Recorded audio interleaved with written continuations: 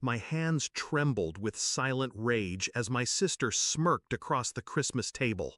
The lights from the tree glowed warm, but inside me, it was winter steel. "The garage is ready for you," my mother announced, loud enough for the whole table to laugh. My exile, my yearly humiliation. I clenched my glass. Let them enjoy their cruelty one last time. 5 years of swallowing their mockery. 5 years of silence. They thought I was broken.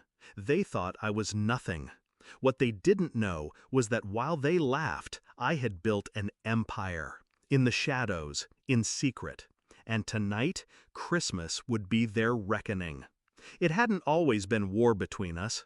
My sister used to be my closest friend, the one who whispered secrets under the covers, the one who promised me we'd always have each other.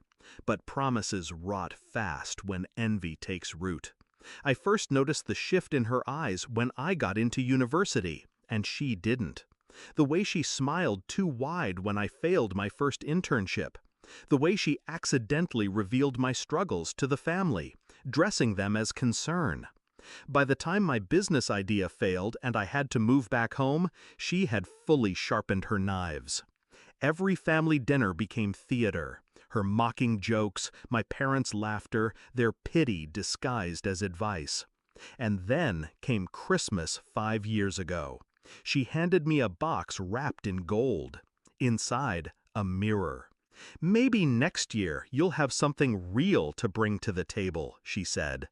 That was the night I stopped being her sister and started becoming her executioner. I didn't argue. I didn't defend myself. I disappeared. By day, I worked odd jobs. By night, I built. Failed startups became lessons.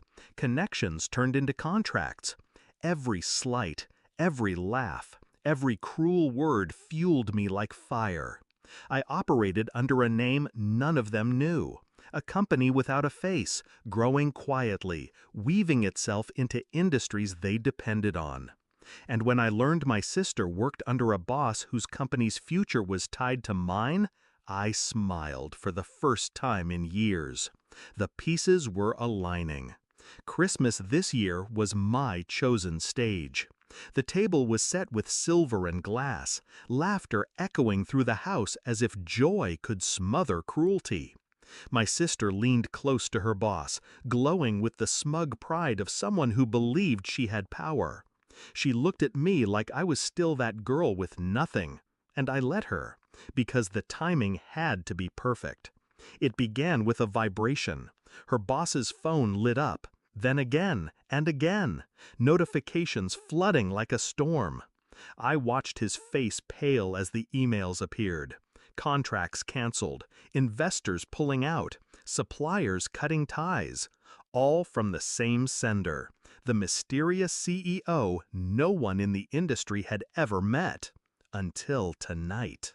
His hands shook as he looked around the table. I need to step outside," he muttered, already unraveling. My sister frowned, reaching for her phone. Her screen lit up with the same storm of messages. She scrolled, her smirk cracking, her color draining. And then she saw it. The signature at the bottom of every message. Mine. Her eyes snapped to me. For the first time in years, she was speechless. I leaned back, my voice steady, cutting through the stunned silence. "Merry Christmas, sister."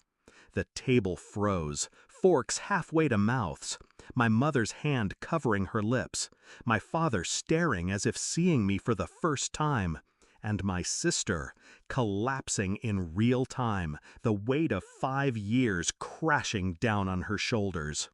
The climax was quiet. No shouting, no chaos, just the slow, crushing realization that I wasn't the failure they thought I was.